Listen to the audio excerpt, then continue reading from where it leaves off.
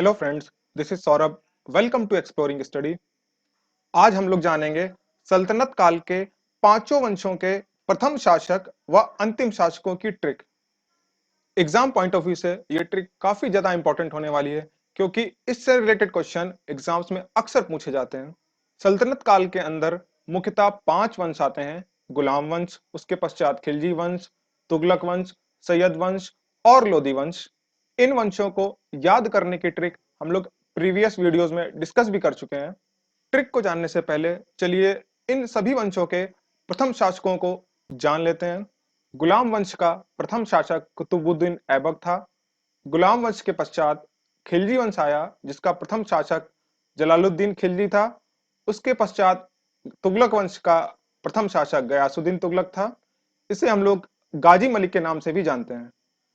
सैयद वंश का प्रथम शासक खिज्र खां था तथा बहलोल लोधी लोधी वंश का प्रथम शासक था। ये था प्रथम शासकों का एक ओवरव्यू। चलिए अपनी ट्रिक की ओर बढ़ते हैं। कुमार जल गया खीर बना के, ये है वो ट्रिक जिसके माध्यम से हम लोग सभी वंशों के प्रथम शासकों को आसानी से याद कर सकते हैं। चलिए इस ट्रिक को समझते हैं। कुमार के कु से कुतुबुद्दीन ऐबक, जल से जलालुद्दीन खिलजी, गया से गयासुद्दीन तुगलक और खीर के खा से खिज्र खां और बनाके के बा से बहलोल लोधी। उम्मीद करता हूं आपको ये ट्रिक समझ में आ गई होगी। चलिए अब हम लोग बढ़ते हैं अपनी अंतिम शासकों की ट्रिक की ओर।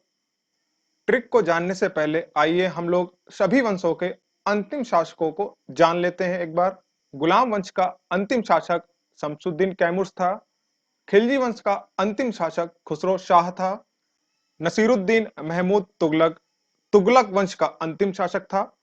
अलाउद्दीन आलम शाह सैयद वंश का अंतिम शासक था तथा सल्तनत काल का तथा लोदी वंश का अंतिम शासक इब्राहिम लोदी था। ये काफी ज्यादा इंपॉर्टेंट क्वेश्चन है।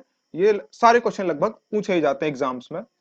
इन सारे शासकों को जानने के बाद आइए हम लोग अपनी ट्रिक की ओर बढ़ते हैं। शिखा न आई।